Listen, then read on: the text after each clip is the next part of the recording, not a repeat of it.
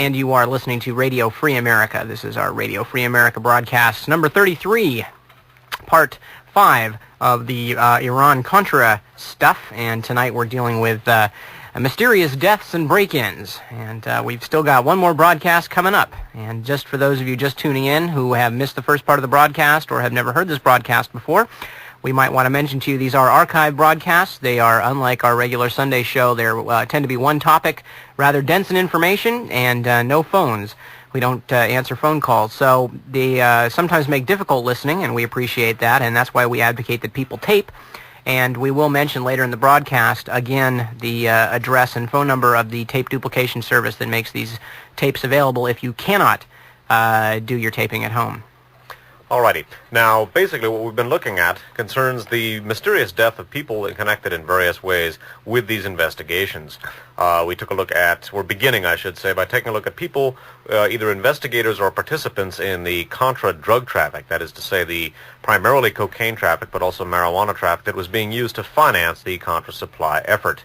Now, one of the aspects of the Contra supply effort that we've been focusing on primarily concerns the interrelationship between the Medellin cartel, Medellin, and the Contra supply effort.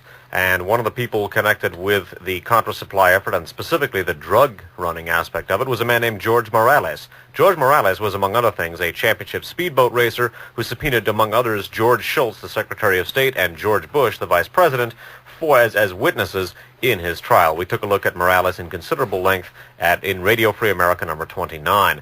Now, a fellow who also had connections to George Bush and who may have been connected in some way to the drug traffic was assassinated under strange circumstances. His killing is as yet unsolved. His name was Donald Aronow, and interestingly enough, many people who have been looking into the Donald Aronow killing have compared it with the death of Adler Barry Seal, a person we dwelt on at great length in Radio Free America 29. We're going to be coming back to him in just a second.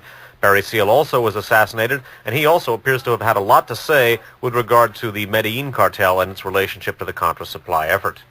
Also, as we mentioned before, just about everywhere you turn are the wingtip footprints of George Bush, as we will see again in this next article from the New York Times for Thursday, February 5th, 1987. The headline, Miami Death Likened to Drug Slaying. The article is by George Bolsky, special to the New York Times, datelined Miami. A federal official today described the killing Tuesday of Donald Aronow, Aronow, a noted Miami boat builder and businessman, as a, quote, typical hit carried out by, quote, Colombian drug traffickers. The official, Billy Yout, a spokesman for the Miami office of the Federal Drug Enforcement Administration, said that in 90% of the investigations of similar killings, Colombian drug dealers were found to be involved. Commander William P. Johnson, a spokesman for the Metro-Dade County Police Department, which is in charge of the investigation, said, quote, Mr. Aronow was involved in many diverse activities here, and we are looking into all of them to find a possible motive, unquote.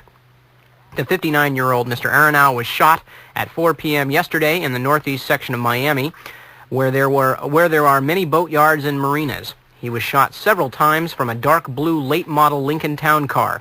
The shots were directed at Mr. Aronow's white Mercedes-Benz Roadster. According to witnesses, the Lincoln was parked near an office of a friend whom Mr. Aronow visited. When he drove away, witnesses said the dark car pulled alongside the Aronow auto, and after both stopped at an intersection, one or more occupants of the dark car fired at Mr. Aronow. The dark car sped away. Because its windows were tinted, witnesses did not see how many people were inside. Late today, the police released a composite picture of the presumed assailant. The man was described as having, quote, tan complexion, as 30 to 40 years old with several days' growth of beard. Mr. Yout of the Federal Drug Enforcement Agency said there was a similar murder last year in Baton Rouge, Louisiana, in which a government informer, Barry Seal, was killed. And as Dave mentioned, we'll get to that in just a moment. Quote, but the similarity stops there, he said. I have checked our records and we have nothing on Mr. Aronow there.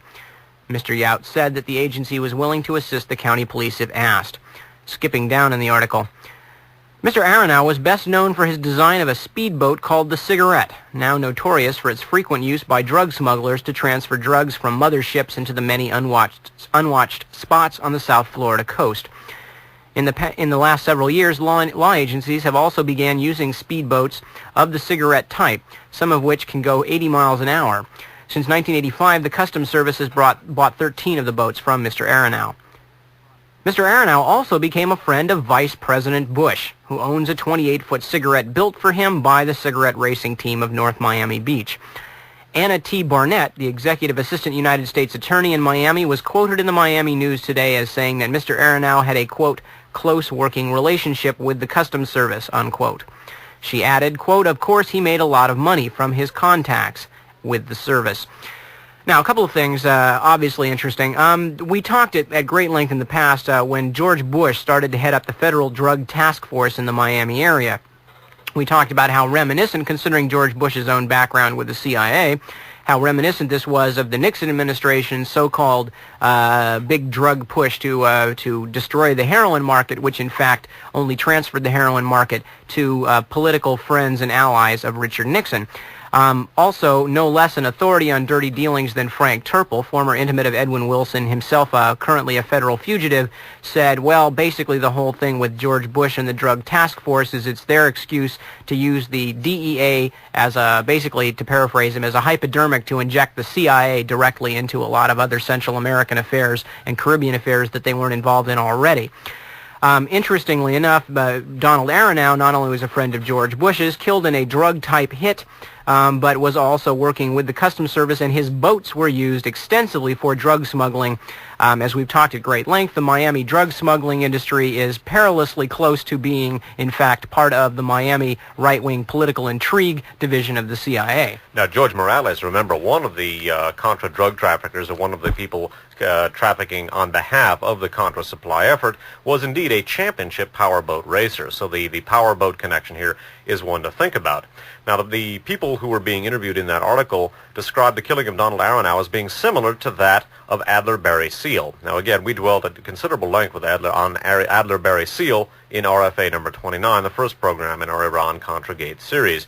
We're going to review something about Barry Seal's situation right now. He also appears to have been someone who may have been gotten rid of in order to prevent the Contra drug supply connections from coming out, because Adler Barry Seal had been used as a stingman against the Medellin cartel. As it turns out, his charges of Sandinista drug trafficking appear to lead rather in the opposite direction, and as we'll see, the people responsible for drumming up, as it appears they did, the story about Sandinista involvement in the cocaine trafficking, all in turn appear to have links not only to the Medellin cartel, but specifically to the Contra supply effort and the whole reactionary Miami milieu associated with it. Reading from an article in Mother Jones, specifically from Mother Jones' issue of April of 1987. This is an article called Dead Men Tell No Tales, and it's authored by Joel Millman, who was a lawyer who's been looking into a lot of these different aspects. Again, Dead Men Tell No Tales, subheaded, Some Contragate Players Will Never Get to Testify. Joel Millman in Mother Jones' issue of April 1987. And Millman writes about Adler Barry Seal. Barry Seal, the narco-terrorism connection. Drugs also figure prominently in the case of Adler Berryman Barry Seal, a Louisiana pilot murdered in Baton Rouge on February 19, 1986. Seal's death left the Reagan administration without its key witness in efforts to prove that top Sandinista officials are engaged in narco-terrorism, unquote, the hybrid of drug trafficking and Marxist revolution. Seal, a dope smuggler and former TWA pilot, was the man who first linked the Sandinistas to cocaine and took the grainy black and white photographs that President Reagan showed to a nationwide TV audience in March of 1986 to prove, unquote, Sandinista involvement. Barry Seal entered the Contra War in 1984 after a Miami conviction on narcotics trafficking left him facing the possibility of spending the next 10 years in federal prison. Seal tried to strike a deal to avoid serving time, but 3 attempts to turn over, unquote, and work as an undercover informant for officials in Florida and Louisiana were rebuffed. Yet, under the direction of Vice President Bush's newly formed National Narcotics Border Interdiction System, Seal was turned back over to the DEA in Florida to begin working on the Sandinista drug sting. Quote, At first we had trouble with his credibility. We just didn't believe what he said he could do, said Richard Gregory of the federal task force assigned to supervise Seal, quote, but then he did it, unquote. It was the much ballyhooed Sandinista cocaine connection, which Seal said he stumbled on in May of 1984 while flying drugs between Miami, Panama, the Bahamas, and Colombia, all the while relaying his findings to federal agents. As Justice Department officials readily acknowledge, Seal was the key informant on the Sandinista connection. To this day, high-level DEA officials in Washington refuse to characterize Nicaragua as an important link in the Colombia-United States drug chain, arguing that no conclusive intelligence has emerged to buttress Seal's claims. Seal later testified in a Miami courtroom that Nicaragua was on the verge of becoming a most important way station on the Pony Express-like system of pilots flying raw coca paste north from South America for its eventual delivery as processed cocaine in the United States. According to Seal, Managua was not only a refueling point, but, with the knowledge of Sandinista officials, also the future site of a major cocaine laboratory. No federal law enforcement agency has been able to corroborate Seal's testimony. Seal's version of finding the Sandinista connection amounts to an extraordinary game of connect the dots, with each dot representing an incident, from the crash of one plane in Colombia to a second plane being shot down in Nicaragua to yet a third plane returning to Managua for which Seal was the only living U.S. witness. The dots led Seal, he said, to the Managua airstrip where, with a hidden camera, he took the now famous photos of drugs allegedly being loaded onto his C-123 plane. But the game ended when the White House leaked details of Seal's mission to the Washington Times, even as the sting was continuing. The stories that appeared in July of 1984 did not identify Seal by name, but they effectively exposed him as a government informant to his drug contacts, who, DEA officials say, rubbed him out in Baton Rouge. The Times story also cost the government a chance at the time to prosecute the leaders of the Colombian cocaine mafia, who DEA officials had hoped to apprehend with Seal's help. Contra critic Jack Terrell says Seal's mission may also have involved shipping weapons and drugs to the Contras or carrying out intelligence reconnaissance, all under the direction of the White House. 8 months after Seal's death, when William Cooper, Buzz Sawyer, and Eugene Hassenfuss were shot out of the sky while running guns to the Contras, they were flying the same C-123 plane Seal had used in his drug sting. Cooper and Sawyer died in the crash, but Hassenfuss later identified a man linked to Vice President Bush, who ran the Contra arms supply network out of Ilopango Airport in El Salvador. According to Seal's family and friends, he had often boasted of a close relationship with Bush's staff. And reporter John Camp of WBRZ-TV in Baton Rouge says Seal had discussed with him the possibility of filming a weapons drop in Central America in January of 1985. He said it might make a good story down the road, says Camp. The shipment, presumably arms, would go to a military base in El Salvador or Honduras, I don't recall which, and Seal said he had State Department permission, unquote. While Seal's story of the Sandinista drug connection may seem like pulp fiction, some of the details of his operation are not. His statements about cargo drops, the purchase of planes, and the laundering of plane registrations have been echoed by subsequent stories of the White House's private aid network. While we looked again at Seal at considerable length in RFA 29, the key aspects of the Seal situation are that the alleged Sandinista official photograph, Federico Vaughn, has never been positively identified as an official of the Sandinista government. His cousin, or a very close relative, it might actually be his uncle, but I believe it's his cousin, Barney Vaughn, it has indeed been identified as a pro-Contra banker. His brother, or his cousin rather, has very close connections to the Contra supply effort. Now, the weapon used to kill Adler Barry Seal came from the gun shop of a man named Jose Coutin, C-O-U-T-I-N, who was also part of the Contra supply network. And a man named Jesus Garcia described the entire Contra supply effort, of which he and Barney Vaughn and Jose Coutin were part, as, quote, George Bush's baby, unquote. So the situation vis-a-vis Barry Seal appears that not only did he not sting the Sandinistas, but that in attempting to frame the Sandinistas and by attempting to portray them as a way station for the Medellin cartel, he was doing two things inadvertently. He was betraying the Medellin cartel and the very Contra supply network of which he was part.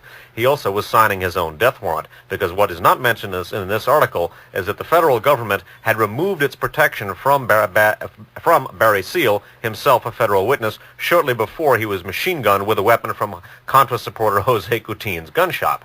One of the things, one of the points the article made that also needs to be emphasized is that with the death of Adler Barry Seal, not only was he not around to explain his role in this whole Sandinistas scam trying to pin the drug trade on the Sandinistas, in fact, the attempt being made by the very self-same people who are dealing cocaine for the Reagan administration, but he was then no longer around to testify against the Medellin cartel, and as we're going to see, in fact, the Medellin cartel appears to be so closely linked to the Contra efforts that the suggestion that, in fact, the administration wanted to prosecute the Medellin cartel may be itself merely another bit of political propaganda, and they may have been just as glad to see Barry Seal gone, not only for his Sandinista story, but because of the possible dent he might put in Medellin. Now, one of the speculative aspects concerning the Contra supply effort and its drug connections that we dealt with in Radio Free America number 29 concerned a possible link-up between the Contra supply effort and the so-called pizza connection case in New York City. Actually, as we'll talk about in a second, there are two pizza connection cases, and one of the things that we raised as food for thought and grounds for further research is what relationship, if any, exists between the two pizza connection cases, because they're very similar, they appear to be related, and one of them, at least, is directly connected to the Medellin cartel. Now, what we're going to be looking at here concerns the shooting death and attempted murder of two witnesses in what we're going to call Pizza Connection 1. Now, Pizza Connection 1 concerned a mafia heroin distribution ring which distributed its heroin from pizzerias primarily in the Northwest, the Pacific Northwest and Midwest. Now, the key aspect of this for our purposes here is that the proceeds from this heroin distribution scam were laundered through two major brokerage houses. One of those was Merrill Lynch, Pierce, Fenner and Smith. The head of Merrill Lynch at the time was Donald Regan, up until earlier this year, White House Chief of Staff for many, many years. The other major brokerage house through which Pizza Connection 1's proceeds were laundered was E.F. Hutton. The head of E.F. Hutton at the time was Scott Pierce, who was George Bush's brother-in-law. As the Iran-Contra case was breaking, the Pizza Connection case was coming to trial. Two key figures in that investigation were shot, one of them fatally, one of them near fatally. And the reason that we're asking about a possible connection between this Pizza Connection and Contra supply effort is that shortly after this case, another Pizza Connection case, a mafia drug distribution case, emerged in Washington, D.C. This also used pizza chains to distribute the drugs, and while there was some heroin distributed for Pizza Connection 2, the Washington, D.C. case, the main drug being distributed was cocaine from, you guessed it, the Medellin cartel. Some of the same organized crime families appear to have been involved, and we're basically going to take a look at the murder and attempted murder in Pizza Connection 1 and ask whether the fact that they occurred as the case was coming to trial and as Iran-Contra was breaking may perhaps indicate that Pizza Connection 1 and Pizza Connection 2 are one and the same. The article we're going to read next is from the New York Times for Thursday, December 4th, 1986. The headline, Police Pursuing Idea for Motive in Pizza Slaying, and the article is written by Todd S. Purdom. Detectives investigating the murder of a defendant in the Pizza Connection drug trial are leaning toward the theory that he was killed because he was preparing to cooperate with prosecutors, law enforcement officials said yesterday. The body of the defendant, Gaetano Mazzara, M-A-Z-Z-A-R-A, who was accused of being a heroin supplier and member of the Sicilian Mafia, was found in a garbage bag on a Brooklyn street Tuesday, 5 days after his family had reported him missing. Mr. Mazzara, a 51-year-old former restaurant owner from Sayreville, New Jersey, had been on trial in federal district court in Manhattan along with 19 other defendants accused of operating a major ring that distributed drugs and money and hid its operations behind a network of pizza restaurants. The police initially reported that Mr. Mazzara had sharp gashes in the back of his head and above his right eye that might have been made with an axe or cleaver. Yesterday, they said preliminary autopsy results had also found two .22 caliber slugs in the victim's head, but that the precise cause of death had not been determined. Parenthetically, I might put in it doesn't really matter because the guy was pretty obviously thoroughly killed. Skipping down, law enforcement officials meanwhile said Mr. Mazzara, who was last seen at a bakery in Sayreville the day before Thanksgiving, may have known an Italian national who was found shot to death in a car in Broad Channel, Queens, last Saturday night.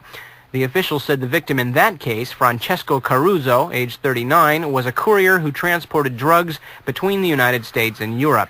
They said there was no indication that the murders were linked, but said it was possible the two men had moved in the same circles. Now, again, this murder took place just as Iran-Contra Gate was beginning to break in a big way. The Pizza Connection case was just coming to trial at the time. Interestingly enough, another key figure in the case was shot and wounded shortly thereafterward. Reading from the San Jose Mercury News of February 12th of 1987, it's an AP story out of New York, headlined, "Gunmen Shoot Defendant in Organized Crime Trial." A pair of gunmen shot and wounded two men, one a defendant in the Pizza Connection organized crime trial and the other a bystander, on a busy Manhattan street Wednesday in what police called a hit. The gunman opened fire in front of the Black Rock Cafe in Greenwich Village about 5 p.m. and ran from the scene, with one jumping into a waiting van and the other into a waiting cab, said Chief of Detectives Robert Colangelo. It was the second recent attack on defendants in the trial. Another defendant was found slain in a garbage bag in an industrial section of Brooklyn in December with $700 cash still in his pockets. Both victims were taken to St. Vincent's Hospital where the trial defendant, Pietro Alfano, 46, was listed in critical condition with 3 gunshot wounds in the back, said Alice McGillian, Deputy Police Commissioner for Information. Skipping down on the article, the Pizza Connection trial in Manhattan Federal Court has been so dubbed because the defendants allegedly used pizza parlors in the Midwest and Northeast as fronts to market more than $1 billion in drugs over 10 years. So again, the question we're asking is perhaps was the pressure being brought to bear on the Pizza Connection case perhaps due to Pizza Connection 2, which emerged in Washington, D.C. Interestingly enough, just as Pizza Connection 2 was about to break, well actually, Pizza Connection 2 broke in the February 3rd, 1987 Washington Post. About a little over a week later, Scott Pierce resigned completely from E.F. Hutton. And Scott Pierce, of course, had been head of that organization. He had been demoted. He was no longer head, but he resigned from E.F. Hutton about 2 weeks later.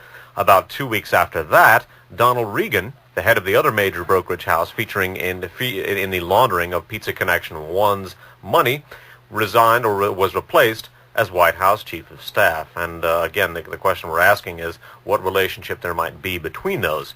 As we took a look in another case, E.F. Hutton was represented by Attorney General Griffin Bell, the former Attorney General under Jimmy Carter. Interestingly enough, Jimmy Bell was the attorney for Eugene Hasenfuss and went down to rescue him when Hasenfuss was shot down in Nicaragua. So again, one of the questions we're asking is, given the fact that Pizza Connection 2 was definitely distributing Medellin cartel cocaine, we're wondering if the two are related, and in turn, whether perhaps some of the, not only some of the people being shot in connection with the Pizza Connection case, but as we're going to see, pressure being brought to bear on the jury and on some of the key witnesses, whether that had anything to do with the Iran-Contra scandal.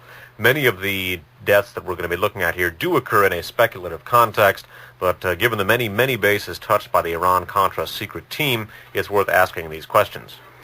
We're going to read about the death of a very well-known figure. The article, the obituary, as a matter of fact, is from the San Francisco Chronicle for Thursday, March 19th, 1987. It's a UPI obituary, and the person that they're talking about is the late, great, if you stretch the meaning of the word great, Santo Trafficante, Trafficante. The obituary is dateline Tampa, Florida. Santo Trafficante Jr., the reputed head of organized crime in Florida since the early 1950s, died on Tuesday at the Texas Heart Institute in Houston. Trafficante, age 72, had been in failing health for several years and was at the hospital for heart bypass surgery when he died. He was rated number 15 last October in a Fortune magazine list of the 50 most powerful organized crime figures in the United States. Most of his income was said to come from gambling, loan sharking, and narcotics activities. He reportedly assumed the role of mob boss in Florida when his father, Santo Sr., died of cancer in August 1954. Trafficante, who was born November 4, 1915 in Tampa, was consistently named by government investigators as a charter member of the Mafia ever since the Senate's Kefauver Committee hearings in Tampa in 1950.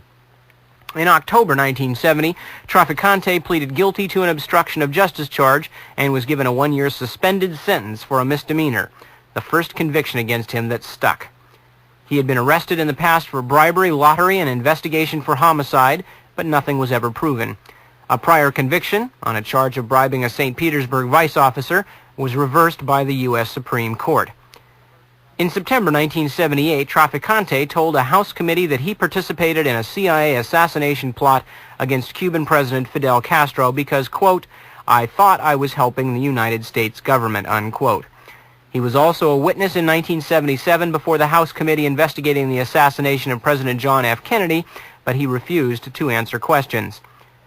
In July 1979, the House panel concluded in its final report that Trafficante and the reputed mafia boss in New Orleans, Carlos Marcello, were, quote, "the most likely family bosses of organized crime to have played a role in the Kennedy assassination."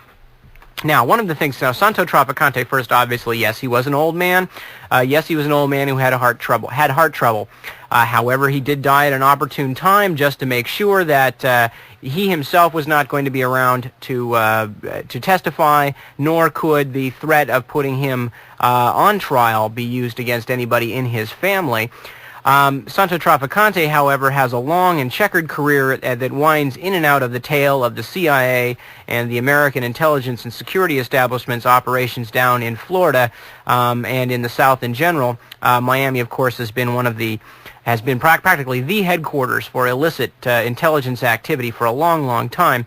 Trafficante, of course, is mostly important for our purposes, well, as mentioned, because of his connections to the Kennedy assassination and through that to the secret team, quote-unquote, and also because of his role in the drug traffic, which is, as we've mentioned several times, is a very important part of the story that we're telling here. Now, one of the things that we looked at during our 5-part Radio Free America series about the involvement of the intelligence community in the narcotics traffic concerns something that Niptok referred to earlier, namely the use of the DEA not to prevent drugs from coming into the country, but to determine who is going to profit from those drugs. Basically a regulatory agency rather than an enforcement agency to see to it that the drugs don't get into the country. One of the things we looked at was something that author Henrik Kruger termed the Great Heroin Coup. Now, what the Great Heroin Coup was the elimination of the French Union Chorus, the Corsican syndicate that had dominated the international heroin trade, to the betterment of American mafia elements, specifically the Southern Rim Mafia closely associated with the Nixon White House, and also Santos Trafficante Jr. Now, the 3 key figures involved in this, according to Henrik Kruger, were Santos Trafficante Jr., a man named Lucien Conein, a former U.S. intelligence agent, actually apparently a current U.S. intelligence agent, and a prime mover in the U.S. national security establishment after World War II, a man named General Edward Lansdale. Basically, those 3 individuals were responsible for channeling the Golden Triangle heroin to the Cuban Florida Mafia. Now, as we looked at in Radio Free America number 29 and in Radio Free America number 31, this Cuban mafia was very, very closely associated with the milieu that was basic. Well, actually, that was in Radio Free America number 30, I guess that was, where we took a look at the CIA-sponsored Cuban terrorist organizations and their relationship with the mafia organization of Santos Trafficante Jr. We dealt with that at considerable length in Radio Free America's 26 and 27. We then came back to it in numbers 29 and 30. So those are the Radio Free America reference points. It's too complicated a connection to go into right now. Suffice it to say that some of the terrorist incidents of the mid-1970s, such as the bombing of an Air Cubana plane, the assassination of Orlando Letelier, and many other crimes, came back to the Kourou-associated anti-Castro Cubans associated with CIA and with the mafia organization of Santos Trafficante Jr. Incidentally, we also took a look at the company, quote-unquote, an arms for drug smuggling ring, which has connections not only to the U.S. national security establishment, but also to the assassination of John Kennedy and organized crime figures grouped in and around Santos Trafficante Jr. And again, Trafficante was referred to by the Christic Institute as part of one of the builders of the shooters team, unquote, during the Operation 40 and Operation Mongoose, the U.S. guerrilla warfare campaigns against Fidel Castro in the early and mid-1960s. Now, in addition to Santos Trafficante, who dropped dead, although granted he was an old man, right in the middle of the Iran-Contra hearing, we have questions about a death of one of the other, an elderly member of that same triumvirate, because General Edward Lansdale died at just about exactly the same time. Nip, what was the date on the Trafficante, the specific date on Trafficante's obit? March 19th, March 1987, 19th? yeah. Okay. Trafficante died on March 19th. February 24th, less than a month earlier, General Edward Lansdale died. AP story Dateline Washington from the San Francisco Chronicle, Tuesday, February 24th of 1987. Research credit on this article goes to Mae Brussel, and the article is headlined, General Lansdale Dies, Covert War Expert. Retired Air Force Major General Edward G. Lansdale, 79, a pioneer counterinsurgency expert and close advisor to leaders of the Philippines and South Vietnam, died yesterday. His exploits as a covert action specialist brought Lansdale attention to the point that he became the inspiration for two novels, The Quiet American by Graham Greene and The Ugly American by Eugene Burdick and William J. Lederer. Lansdale pioneered the concepts of military civic action programs and psychological operations to undermine popular support of the leftist Huk Rebellion in the Philippines during the 1950s. Serving as military advisor to Defense Minister Ramon Magsaysay, Lansdale emphasized that insurgency had to be fought with a four-point strategy focusing on social, political, economic, and military factors. He was said to have told Magsaysay about the broader context of the Huk insurgency. Quote, "If I had to live in such conditions, I would be a communist too," unquote. Lansdale continued to be Magsaysay's mentor after the latter's election to the presidency of the Philippines in 1953. When Magsaysay implemented Lansdale's program, the Huk insurgency withered with relatively little bloodshed. In South Vietnam, Lansdale urged a similar multi-pronged approach, which he believed, quote, would take the cause away from the guerrillas. Help from Lansdale and the CIA was a key factor in the rise to power of South Vietnamese President Ngo Dinh Diem. Lansdale served as chief of CIA covert operations in Indochina, and I would add thereby inevitably, as we looked at in Radio Free America number 24, becoming deeply involved in the covert operations side of narcotics trafficking. Skipping down in this article. In the early 1960s, Lansdale headed Operation Mongoose, an abortive White House scheme aimed at getting rid of Cuban President Fidel Castro. Now, one of the interesting things about that is that, of course, Operation 40 and Operation Mongoose bring General Lansdale right back to the same secret team milieu that the Christic Institute is focusing on, and indeed, Santos Trafficante was part of that same team. The two men died within less than a month of each other. Both men were old, but were wondering whether their deaths coming, I could also look at the fact they managed to live a long time until this scandal broke. We're wondering if there's any relationship between their deaths, the Iran-Contra scandal, which broke a couple of months before. Both men were eye-deep, really, in this same drug trafficking intelligence milieu we've been focusing on. We're wondering if the two men's deaths are related to each other and, in turn, to the Iran-Contra scandal. Indeed, and the beat goes on. We're going to read about a couple of more interesting deaths from an article we quoted from earlier in the broadcast, that article being Dead Men Tell No Tales by Joel Millman from Mother Jones issue of April 1987. Right now we're going to read about Major Ricardo Zuniga. Ricardo Zuniga was a Honduran officer, and of course the place of Honduras in this whole thing cannot be underestimated, although it doesn't get talked about much. But the presence of the Contras and the pressure put on Honduras to house the Contras and let the Contras use Honduras as a base has wreaked some serious havoc in Honduran society, as it has on the other side of Nicaragua in Costa Rica, which used to be a model democracy, which has suffered a great deal politically since the Reagan administration took over and began using them as a staging ground also. Anyway, we're going to read about Major Ricardo Zuniga, and the subheading for this section of Dead Men Tell No Tales is Honduras Under a Foreign Power. Despite the congressional revelations of U.S. military involvement in the Tapascali attack, the Tapascali attack is where two of the civilian materiel assistance men, the supposed civilian volunteer forces, in fact probably mercenary forces, who joined up with the Contras, but that's Tapascali. Despite the congressional revelations of U.S. military involvement in the Tapascali attack, the Republican Senate and Democratic House lacked the consensus on Central America to probe further. Quote, "We were aware that they used U.S.-built airstrips and that the planes came from the CIA," remembers a staffer from the Senate Appropriations Committee. "But after a certain point, it all has to go to the intelligence committees, and there things have a tendency to disappear." A year later, a former Honduran Army major, a source in the Intelligence Committee's inquiries into Contra aid, himself disappeared.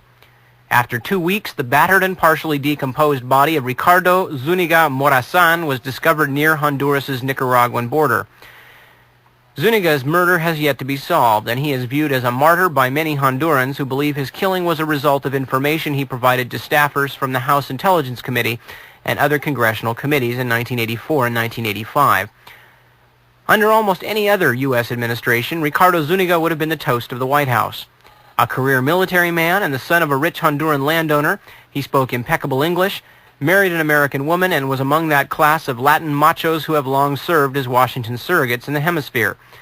In addition to 2 training sessions with the U.S. Army at Fort Benning, during one of which, in 1969, he lost a chance for a taste of combat in his country's brief soccer war with El Salvador, he served in the Honduran embassy in Washington. His only defect, from the point of view of the Reagan administration, was his idealism. By 1982, Zuniga was serving as a liaison between the Honduran Army and U.S. military leaders at the U.S. Embassy in Tegucigalpa. While he opposed both the Sandinistas and the Somoza regime they replaced in Nicaragua, Zuniga questioned the effectiveness of the Contras and opposed the changes within Honduras brought on by the United States Contra policy. That policy, friends remember Zuniga saying, was turning his country, quote, into a whorehouse. He came to Washington in 1984, says one House staffer who met with him, as part of a mission to, quote, get the Contras to do what they said they would do, which was to get into Nicaragua and fight instead of hanging around Tegucigalpa trying to intimidate the Honduran army because they had the backing of the United States. A lobbyist named Bruce Cameron made the rounds of Congress with Major Zuniga, who represented a group of more than 20 young, quote, reform officers in the Honduran military looking to break the U.S. Embassy's grip on their country's political life. Zuniga's visits began in spring of 1984, and his testimony was hair-raising. He told congressional staffers about a special security unit, the 316 Battalion, set up by Honduran strongman General Gustavo Alvarez. The battalion was set up with the knowledge and assistance of the U.S. Embassy, he said, but its mission went beyond the rooting out of Salvadoran and Nicaraguan agents suspected of running guns to the Salvadoran left. By 1984, more than 200 so-called subversives in Honduras, teachers, students, labor leaders, and opposition politicians, had been kidnapped and murdered. Zuniga claimed by elements working under the battalion. Zuniga charged that the CIA had had some knowledge of the killings and that the agency also had known the Hondurans were using Nicaraguan Contras to serve in the patrols. Zuniga made at least 6 trips to Capitol Hill. In informal meetings with congressional aides, he reported on the corruption within the Honduran military and the Contras and echoed the call of Contra leader Aiden Pastora, who said that former Somocistas like Ricardo Lau and Enrique Bermudez would have to be purged from the movement before the Contras could make headway in Nicaragua. Zuniga was racing against time, convinced that U.S. officials in Tegucigalpa and conservatives in the Honduran army wanted to silence him.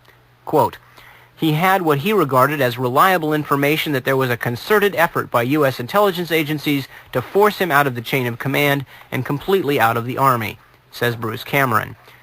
Indeed, after taking part in a Carnegie Endowment-sponsored peace conference on his last trip to Washington in May 1985, Zuniga was cashiered from the Army and for a brief time held under barracks detention.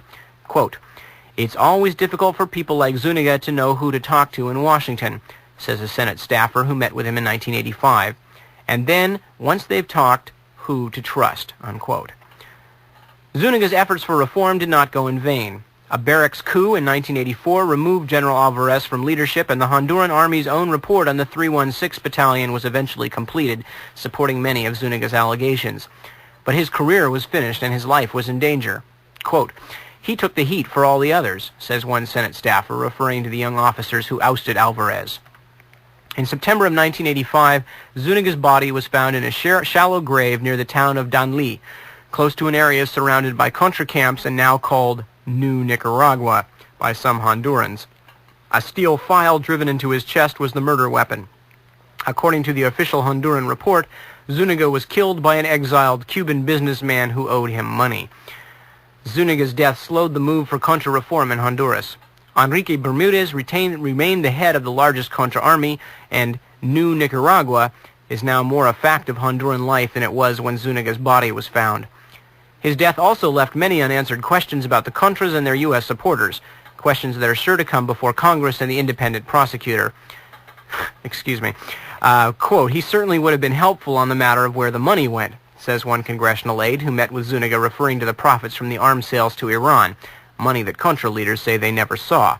Quote, he might have known about how cash was siphoned away from supplies and what price the Honduran military extracted for the use of its airfields in the resupply, adds a Senate aide. Quote, what did the Honduran army know about the mercenary groups and what kind of payoffs were made to local officials? All of these are areas he may have been able to shed more light on, unquote.